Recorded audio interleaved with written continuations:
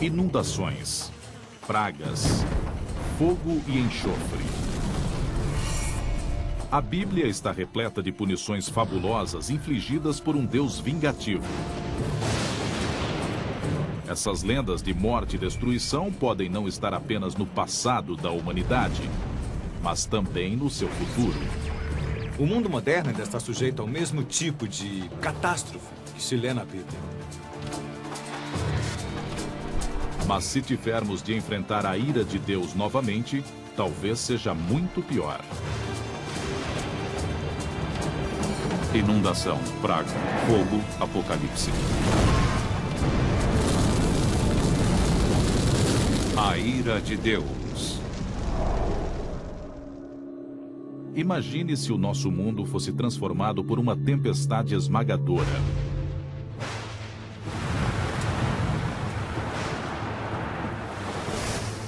Um dilúvio de proporções globais que provocasse avalanches de água entre os arranha-céus de Nova York.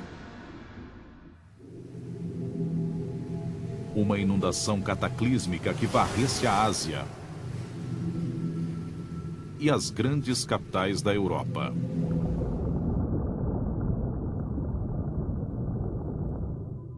Do espaço seria uma visão inimaginável. Um oceano compacto cobrindo completamente todo o planeta. Será que essa grande inundação faz parte do nosso futuro?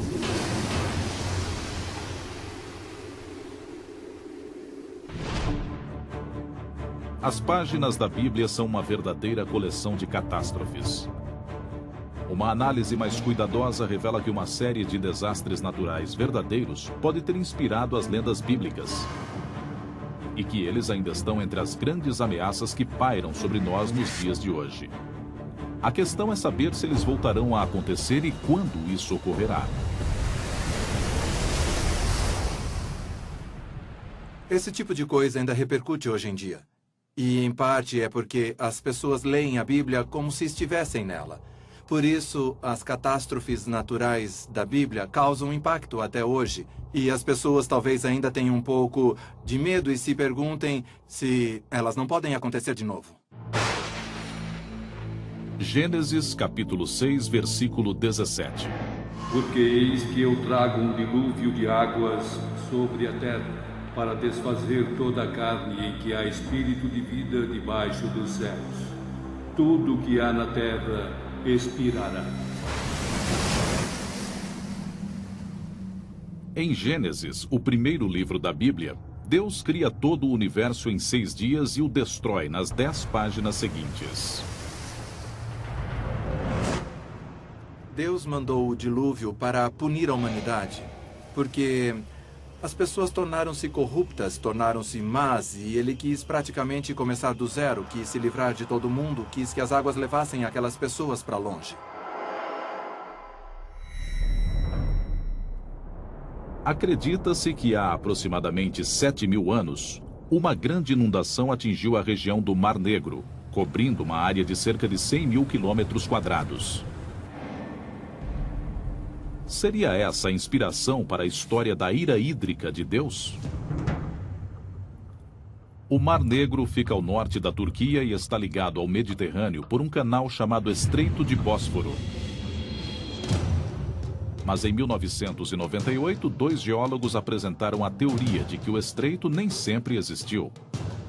Segundo essa hipótese, há cerca de 8.000 anos, as águas do Mediterrâneo invadiram de forma catastrófica a bacia do Mar Negro. Quando a represa natural do Bósforo finalmente cedeu, todos os oceanos do mundo estavam empurrando as águas para dentro do Mar Negro. Essa hipótese, conhecida como dilúvio do Mar Negro, sugere que um volume gigantesco de água salgada do Mediterrâneo invadiu o Mar Negro com resultados catastróficos. Para a população da região foi um desastre que só poderia ser interpretado como ira divina. Seria algo como as cataratas do Niágara, mas provavelmente 20 vezes maior devido ao volume de água necessário para atravessar aquela área e encher a bacia.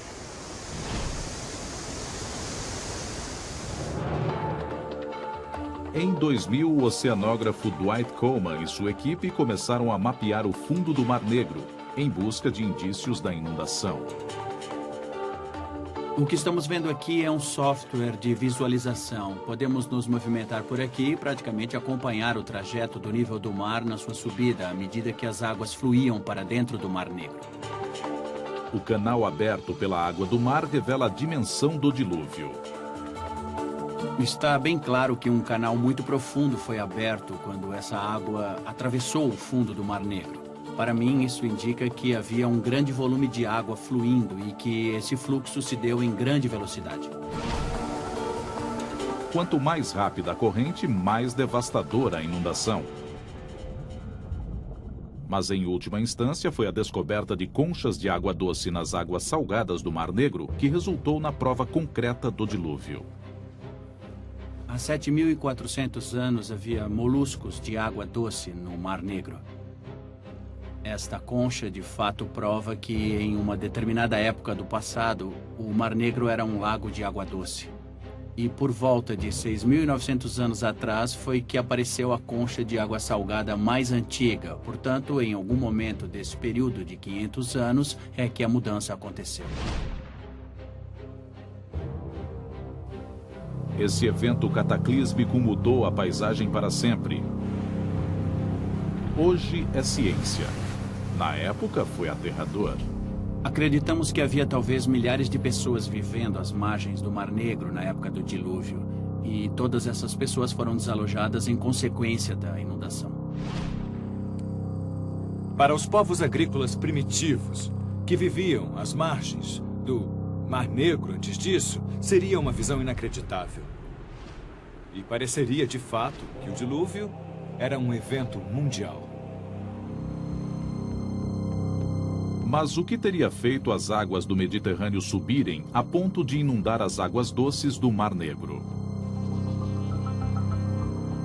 A teoria dos cientistas é de que tudo começou na última era do gelo. O mundo era muito diferente durante a última era do gelo.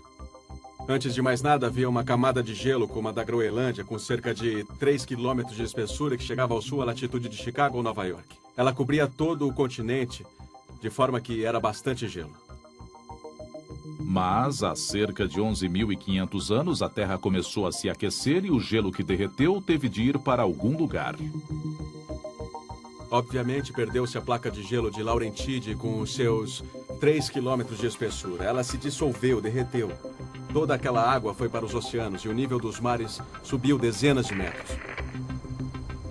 A massa de terra que separava o Mediterrâneo e o Mar Negro não conseguiu segurar o excesso de água. Quando a barreira se rompeu, o mundo foi transformado. E esse evento que mudou o mundo pode acontecer novamente.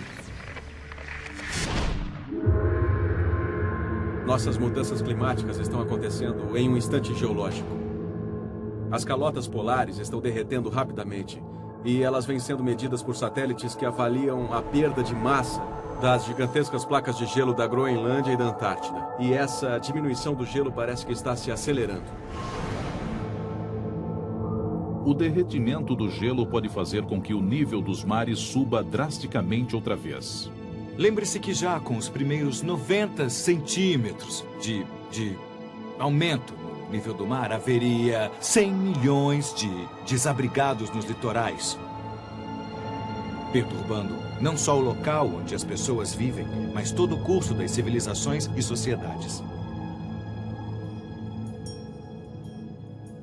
Especialistas acreditam que o desaparecimento total das placas de gelo da Groenlândia e da Antártica faria com que o nível do mar subisse quase 70 metros.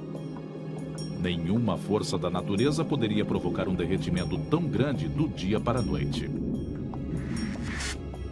Mas se as placas de gelo desaparecessem, nosso planeta se transformaria em um verdadeiro mundo aquático.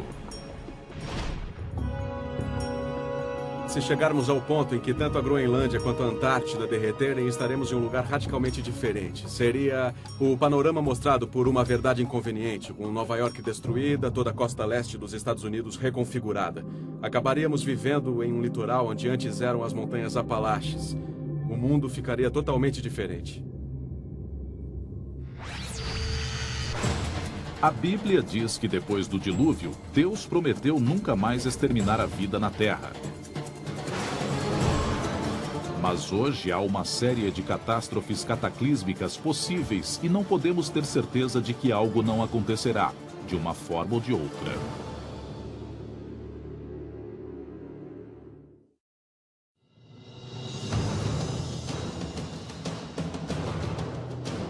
Se algumas das 10 pragas da Bíblia acontecessem hoje, o resultado poderia ser algo assim. Uma maré vermelha invadindo as águas em volta de Manhattan, transformando os rios Hudson e East em afluentes de sangue. Milhares de sapos tomando conta do centro da cidade. No alto, uma densa nuvem negra pairando no céu. São os enormes enxames de gafanhotos que circulam sobre a cidade, querendo devorar tudo o que encontram. Como iríamos reagir a essa sequência de catástrofes saindo de controle? O mundo moderno continua sujeito ao mesmo tipo de catástrofes que a Bíblia descreve. Ainda temos pragas, ainda temos terremotos, ainda temos todo tipo de tempestade violenta. E tudo isso ainda perturba muito a nossa vida. Mas se o mundo hoje fosse de repente bombardeado por uma série de cataclismos, um após o outro, fica difícil imaginar exatamente como iríamos resistir.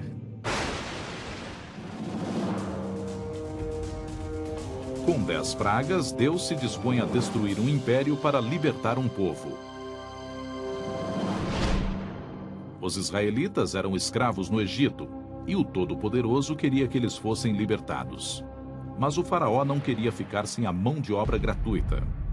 O faraó não queria deixar que os israelitas partissem. E a situação tornou-se praticamente um duelo entre Deus e os egípcios através das 10 pragas. E cada vez que uma praga acontecia, aparentemente ficava pior e se tornava mais destrutiva. Êxodo, capítulo 7, versículo 17. Vou bater nas águas do rio Nilo, e elas se mudarão em sangue. Os peixes que estão no rio morrerão, e o rio ficará tão poluído que os egípcios sentirão nojo de beber a água do Nilo. Com a primeira praga, ficamos sabendo que a água toda se transforma em sangue. Portanto, não é só o rio Nilo, que, é claro, é um rio importante para os egípcios, mas também toda a água potável. Peixes mortos apodrecendo, calor escaldante, falta de água potável. Parece um filme de terror. Mas essa calamidade não só pode ter realmente acontecido na antiguidade, como acontece ainda hoje.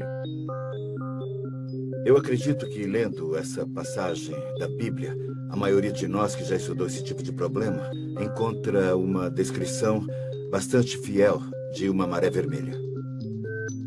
Maré vermelha é a proliferação excessiva ou explosiva de um certo tipo de alga que produz compostos neuroquímicos perigosos.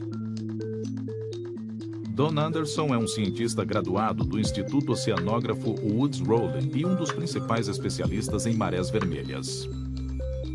Quando uma proliferação desse tipo acontece, pode ser espetacular. A água muda de cor, ela pode exalar um cheiro muito ruim.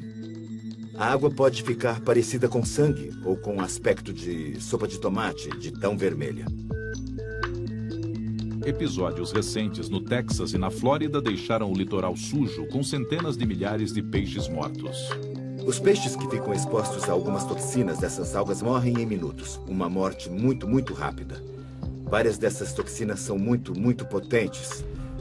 Do ponto de vista humano, podem ocorrer envenenamentos, podem ocorrer episódios nos quais as pessoas ao longo da praia não conseguem respirar porque a toxina torna-se aerosolizada com o borrifo das ondas. Você começa a tossir, a ofegar e tem de se afastar do mar por causa dessa irritação.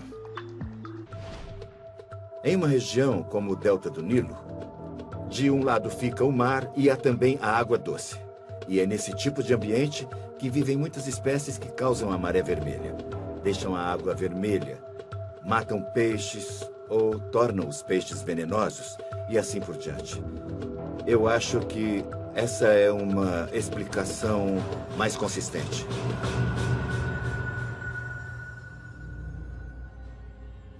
Uma maré vermelha desencadeia uma série de efeitos subsequentes e pode explicar a segunda praga bíblica, os sapos.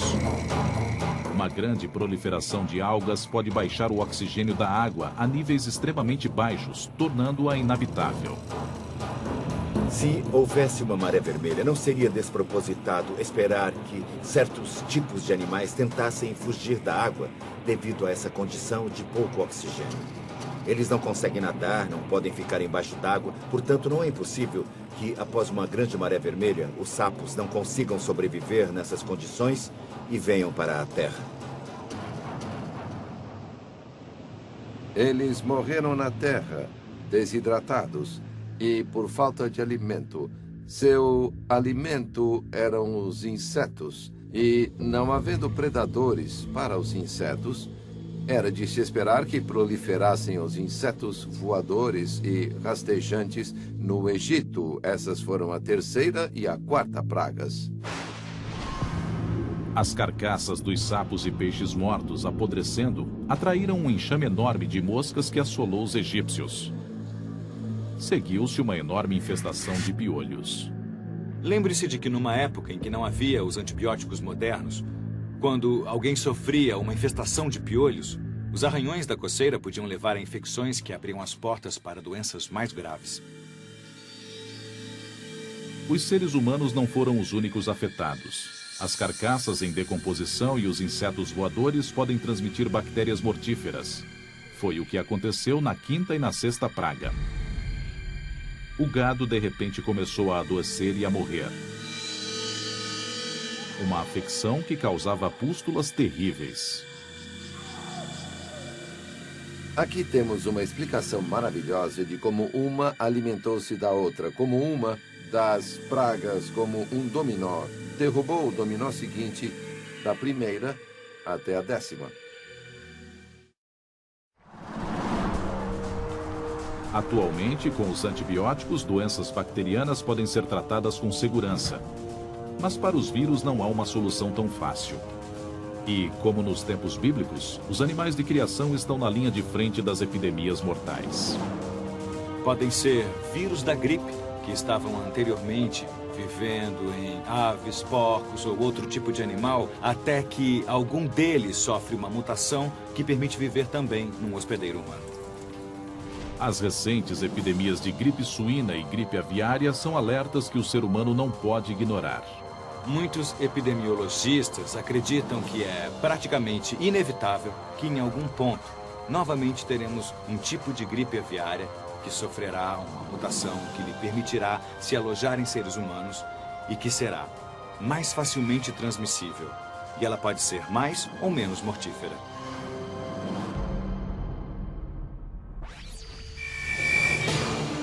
Cercado por doença e morte, o povo do Egito estava de joelhos. Mesmo assim, o faraó não se abalou. Ainda faltavam 4 pragas, e a espiral de devastação estava longe de terminar. Para os egípcios, seu império estava em jogo. Mas hoje todo o nosso planeta poderia estar em perigo. E é até mesmo provável, em muitos casos, que um desastre muito grave acabe criando a possibilidade para outros desastres bastante sérios no futuro. A questão é, estamos preparados para algo equivalente às 10 pragas hoje em dia? Eu acredito que juntar as 10 pragas é querer destruir definitivamente toda uma cultura até que ela esteja morta e enterrada.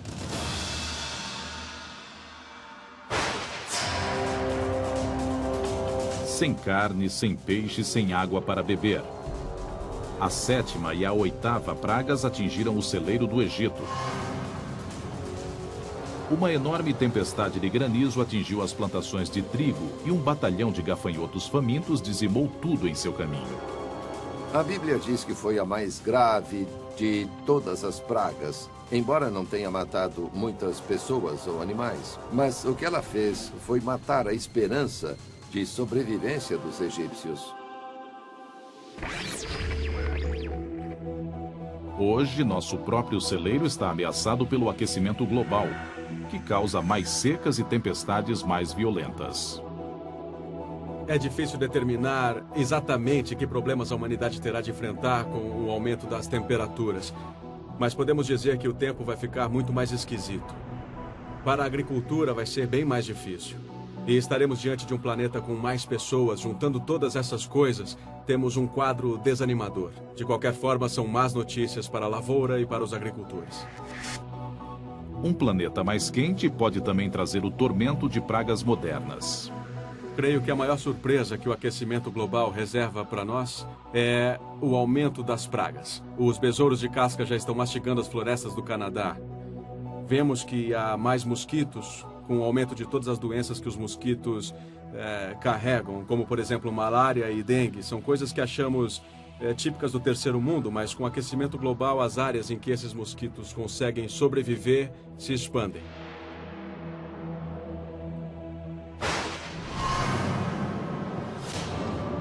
Na Bíblia, a 9ª praga torna-se a demonstração máxima do poder de Deus. A escuridão total toma conta do Egito. Imagine a ansiedade deles. Será que o sol nunca mais vai voltar? O que iria acontecer com eles? As tempestades de granizo e a escuridão podem estar ligadas. Alguns estudos recentes sugerem que elas são prova de que a Bíblia registrou um dos maiores cataclismos do mundo antigo. 800 quilômetros ao norte do Egito fica a ilha grega de Santorini. No século XVI a.C., Santorini foi despedaçada por uma das maiores explosões vulcânicas dos últimos 10.000 anos. Foi 50 vezes maior que as erupções do Monte Santa Helena em 1980. Portanto, foi o maior evento ocorrido naquela região, no Mediterrâneo, nos tempos antigos. Teriam as histórias sobre a explosão de Santorini sido incluídas na Bíblia? Bem, uma explosão vulcânica desse porte geraria uma coluna de fumaça de 20 a 30 quilômetros de altura. Portanto, as pessoas veriam a chuva de cinzas caindo do céu. E veriam a escuridão, porque a nuvem de poeira cobriria a luz do sol. Recentemente foram encontradas provas materiais de que cinzas de Santorini chegaram ao Egito, a 800 quilômetros de distância. A prova material da presença das cinzas são as camadas de cinza encontradas em um lago do delta do Nilo. Portanto, sabemos que as cinzas foram naquela direção para o leste e caíram sobre aquela região. A erupção também pode explicar as tempestades de granizo devastadoras. A presença de cinzas vulcânicas pode causar instabilidade atmosférica, pode provocar chuvas e trovoadas. E nessas tempestades pode cair granizo também. Hoje, um dos mais famosos parques nacionais dos Estados Unidos é uma bomba-relógio vulcânica, que contém no ventre um potencial explosivo 100 vezes maior que o de Santorini. Yellowstone é um supervulcão e ele teve uma série de supererupções. A última foi há 600 mil anos. E analisando a história de Yellowstone, vemos que a cada 600 mil anos, mais ou menos, o vulcão tem uma nova supererupção. Portanto, podemos dizer que está mais do que na hora de ocorrer uma erupção dessas dimensões na caldeira de Yellowstone. Se a caldeira de Yellowstone entrasse mesmo em erupção novamente, se tivéssemos esse tipo de supervulcão hoje em dia, estaríamos diante de estragos de dimensões continentais. A explosão de Santorini teria matado milhares. Mas com 50 quilômetros de largura, se a caldeira de Yellowstone explodir, poderemos estar diante de uma situação bem pior. As cinzas na atmosfera deixariam o planeta inteiro mergulhado em um inverno apocalíptico. O total de mortos no mundo todo poderia chegar a 1 bilhão de pessoas. Portanto, a questão não é se o vulcão vai explodir novamente, mas sim quando. E não há como evitar.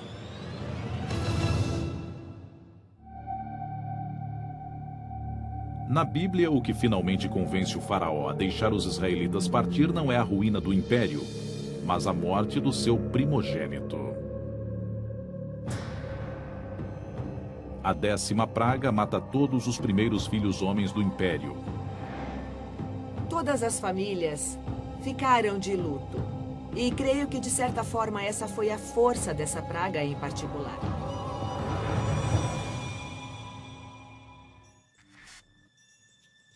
E até isso pode ter sido o resultado das pragas anteriores.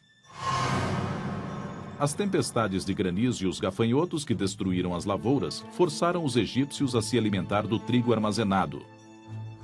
Mas os cereais podem criar fungos e toxinas mortíferos se guardados em silos subterrâneos. O fungo produziu uma poderosa substância química.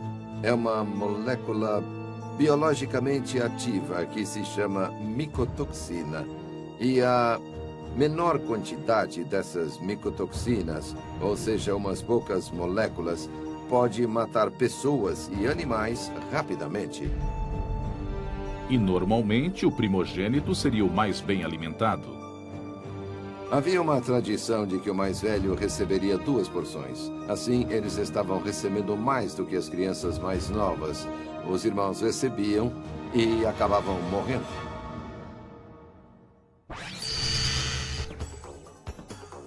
As pragas destroçaram o império aos poucos. Mas em outro trecho da Bíblia, basta um instante para destruir uma cidade e seus habitantes. Infelizmente para nós, isso é verdade ainda hoje.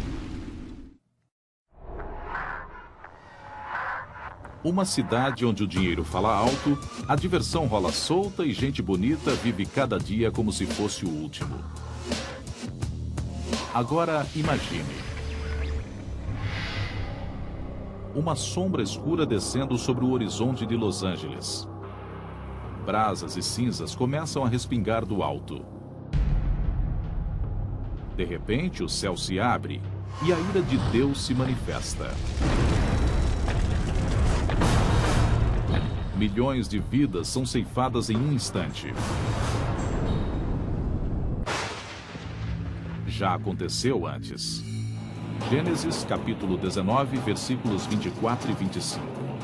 O Senhor fez então cair sobre Sodoma e Gomorra uma chuva de enxofre e de fogo vinda do céu, e destruiu essas cidades e toda a planície, assim como todos os habitantes das cidades e a vegetação do solo.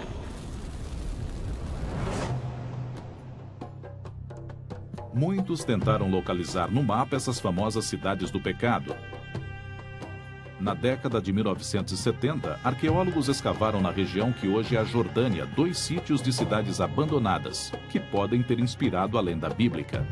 Por volta de 1979, os arqueólogos sugeriram com muita hesitação que, se existe algum fundo de verdade na história de Sodoma e Gomorra, talvez as ruínas de Bab-edrá e Numeira estejam praticamente na sua origem. Houve época em que a cidade murada de Bab-edrá situava-se sobre uma grande colina de onde se avistava a planície do Mar Morto. Hoje restam somente os escombros, mas o cemitério da cidade revela sua importância. Mohamed Najjar é arqueólogo e ex-dirigente do Departamento de Antiguidades jordaniano. O cemitério de Bab-edrá é enorme e nem todas as tumbas foram escavadas. Mas os pesquisadores chegaram à conclusão de que temos aqui pelo menos 20.000 campas. Até hoje há ossos humanos espalhados pela paisagem. Os cemitérios enormes são uma indicação do tamanho da população da região. Portanto, estamos falando de uma área densamente povoada, e isso é muito raro para a Jordânia da Era do Bronze. Bab-edrá, aparentemente, era uma grande cidade para a época, com provavelmente uns 2.000 habitantes. Portanto, parece que Bab-edrá era uma cidade bastante importante no seu tempo. Uma civilização próspera viveu aqui durante mais de 600 anos. Mas por volta de 2350 a.C., os portões da cidade foram lacrados às pressas e ela foi misteriosa e completamente abandonada. Ninguém sabe por quê. A apenas 13 quilômetros de distância, a cidade de Numeira também mostra sinais de uma desocupação repentina. Mas lá o motivo é claro. Aqui temos um depósito de cinzas de quase 60 centímetros de altura, inclusive algumas superfícies causadas pelo fogo. E sabemos que este depósito espesso de cinzas não pode ter sido provocado pelo uso de fogo doméstico, portanto foi um grande incêndio. Ao lado da torre de defesa da cidade, os arqueólogos encontraram outras provas do desastre. Restos humanos não enterrados. Estamos aqui ao lado da torre. Esqueletos foram encontrados nesta área e acreditamos que eram de pessoas que foram esmagadas quando a torre desabou. Elas ficaram encobertas pelo entulho. Os ossos esmagados revelam uma possível causa para o incêndio. Os ossos foram examinados pelo antropólogo físico. Sua conclusão foi de que essas pessoas foram esmagadas em um terremoto. Há 4.500 anos, um terremoto devastador atingiu Numeira. A torre de defesa e as muralhas da cidade desabaram e houve um incêndio enorme. Esse não foi o primeiro ou o último terremoto a aterrorizar as pessoas que viviam próximas do Mar Morto. Pequenos tremores ocorrem diariamente na região, e aproximadamente a cada século há um de grandes proporções. O motivo pelo qual esta região é tão instável geologicamente é que ela fica sobre a junção de duas placas tectônicas, dois grandes pedaços da crosta terrestre.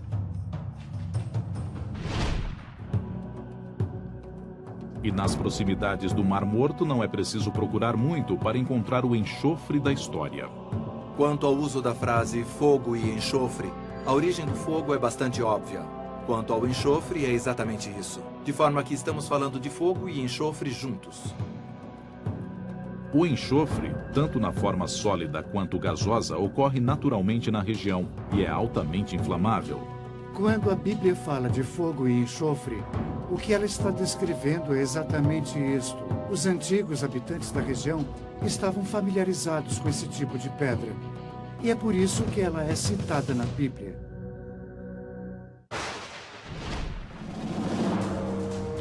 Hoje em dia, nossas próprias catástrofes poderiam inspirar uma nova série de lendas escritas. E se as previsões estiverem corretas, cidades da Califórnia terão muito sobre o que escrever.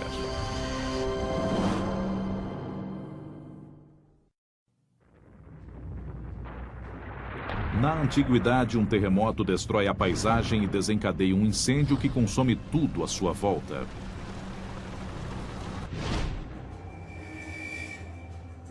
Duas cidades ficam em ruínas. Bab-edrá e Numeira podem muito bem ter inspirado a lenda de Sodoma e Gomorra, uma das histórias de destruição mais famosas da Bíblia. Numeira aparentemente foi destruída antes de Bab-edrá. Elas não foram destruídas ao mesmo tempo. Dito isso, pessoas que estivessem passando pelo extremo sul do Mar Morto por volta de, digamos, 1800 a.C., podem ter visto as ruínas de Bab-edrá e Numeira ali abandonadas séculos depois de terem sido destruídas. E elas podem ter perguntado: "Ei, o que aconteceu ali?" "Ah, naquela cidade havia muito pecado e os deuses a destruíram." Numeira tinha centenas de habitantes quando o terremoto selou seu destino. As tragédias no Haiti e no Chile em 2010 mostram que os terremotos modernos podem ameaçar milhões de pessoas. Como no mundo moderno temos centros urbanos muito mais populosos do que existiram nos tempos antigos, a escala de devastação seria praticamente inimaginável e ultrapassaria em muito qualquer coisa que poderia acontecer em tempos bíblicos. A costa oeste dos Estados Unidos deveria ouvir os alertas do passado e do presente. Assim como a região do Mar Morto, o litoral da Califórnia repousa sobre uma falha geológica que separa duas grandes placas tectônicas. A falha de San Andreas é uma das falhas mais ativas no mundo inteiro. Ela passa por San Diego, ela atravessa Los Angeles, ela atravessa São Francisco. As duas placas estão em movimento. A pressão se acumula quando as placas raspam uma na outra. E, ocasionalmente, essa força é liberada de repente, com intensidade espetacular na forma de terremoto. Nos próximos 30 anos, há 99% de chance de a Califórnia ser atingida por um terremoto que terá intensidade de pelo menos 6,7 na escala Richter. Os geólogos concordam que o sul da Califórnia, onde fica a famosa cidade de Los Angeles, é a área mais ameaçada. O sul da Califórnia é uma das regiões mais populosas dos Estados Unidos. De fato, é a segunda área mais populosa e tem mais de 24 milhões de habitantes. Um mega terremoto na região, segundo as previsões, já está cerca de 150 anos atrasado. E os resultados do próximo grande abalo seriam desastrosos. Temos a infraestrutura de energia elétrica e água com redes que passam constantemente pelas cidades. E, por exemplo, se um terremoto arrebentar canos de gás e canos de água, incêndios enormes irão irromper de repente e inundações podem acontecer. Um terremoto continua sendo difícil de prever e impossível de impedir. A única coisa que a Califórnia pode fazer é esperar. Terremotos, supervulcões, mega enchentes. Se qualquer uma dessas terríveis catástrofes se abatesse sobre nosso planeta, poderíamos imaginar que os últimos dias estão próximos. E é o último livro da Bíblia que nos diz pelo que esperar.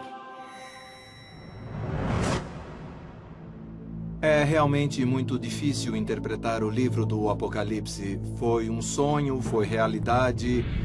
O que aconteceu? O Apocalipse é uma profecia terrível diante da qual as outras catástrofes da Bíblia parecem brincadeira de criança. E quem traz essa onda de horrores são os 4 cavaleiros do Apocalipse. Guerra, fome, doença e morte assolam a terra. Reina a escuridão. Até as estrelas caem do céu. E é essa parte da profecia que, segundo os astrofísicos, devemos levar a sério. Em muitas religiões falamos sobre estrelas que caem do céu e, de fato, talvez o único evento que poderia destruir toda a vida na Terra instantaneamente vem do espaço sideral. O golpe final poderá nos atingir vindo do céu, literalmente.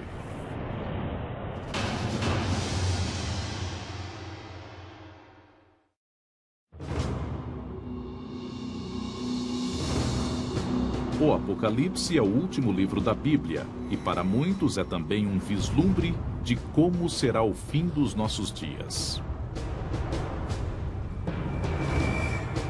Mas o Apocalipse também descreve um futuro em que o céu se volta contra o planeta Terra. Apocalipse, capítulo 6, versículo 13. O sol tornou-se negro como saco de silício, e a lua toda manchou-se de sangue, e as estrelas do céu caíram sobre a terra. Hoje, essa passagem evoca uma série de ameaças reais à vida no planeta. Existe a possibilidade de colisões de asteroides, a possibilidade do impacto de cometas, que poderiam talvez exterminar toda a vida na Terra em questão de minutos.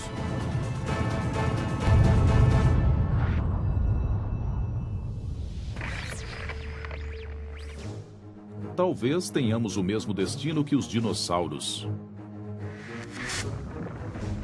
Há 65 milhões de anos, um asteroide com 10 quilômetros de diâmetro caiu do céu, atingindo a península de Yucatán, levando todos eles à extinção. A dimensão desse cataclismo está além de qualquer coisa que podemos facilmente imaginar. O tamanho desse evento gigantesco foi tal que ele aparentemente matou praticamente a metade das espécies do planeta. Se já aconteceu uma vez, há boas chances de acontecer novamente. Apophis é um enorme asteroide.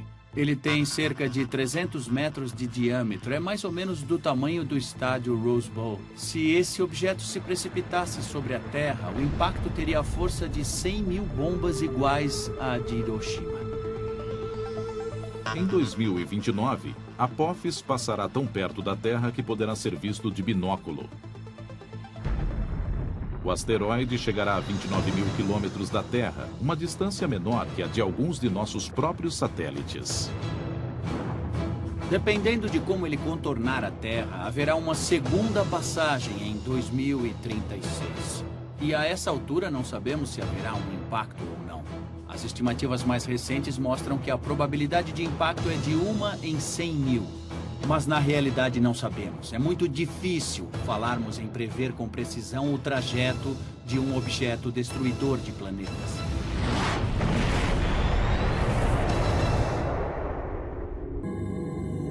Há outras ameaças vindas do espaço sideral que poderiam colocar em risco não só a vida na Terra, como a própria Terra.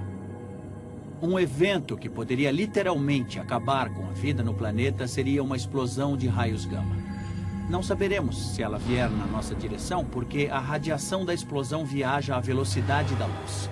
Você pode estar pendurando roupa certo dia, colocando no varal, olhar para o céu e ver uma bola de fogo vindo na sua direção. Mas não vai ter tempo de saber o que aconteceu. Não haveria praticamente qualquer aviso. Das primeiras páginas do Gênesis ao final do Apocalipse, a Bíblia expõe uma lista assustadora de possíveis sentenças de morte para a humanidade. Mas mesmo que consigamos nos desviar de todas essas balas sobrenaturais, há uma que não podemos evitar. A Bíblia diz: do pó viestes, ao pó retornarás. Nós físicos dizemos: do pó das estrelas viemos e ao pó das estrelas retornaremos. Daqui a 5 bilhões de anos teremos nosso último dia bom. Depois disso, o Sol começará a se expandir de uma forma imensa.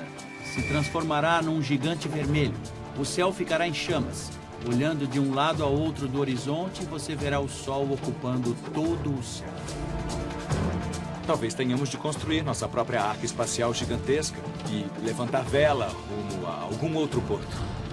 Planeta que seria uma espécie de Monte Ararat em outro sistema solar. É um projeto ambicioso.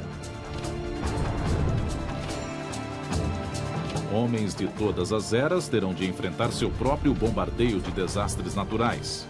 Mas a busca da Bíblia por uma explicação diante da tragédia é um desejo universal. É algo que todos nós partilhamos com os nossos ancestrais e partilharemos com nossos descendentes. Esses são temas que repercutem na consciência humana e mesmo nos temores da humanidade. Tocam diretamente nosso medo primordial, o medo do além-túmulo, do que acontece depois da morte. Por isso, apesar de toda a perspicácia científica que temos hoje, ainda somos um pouco religiosos sobre as coisas, por assim dizer. Ninguém pode prever o que nos aguarda, mas cedo ou tarde, novas histórias sobre desastres serão acrescentadas às antigas, à medida que as gerações futuras forem conhecendo as forças que estão além do controle da humanidade. Versão brasileira, DPN Santos.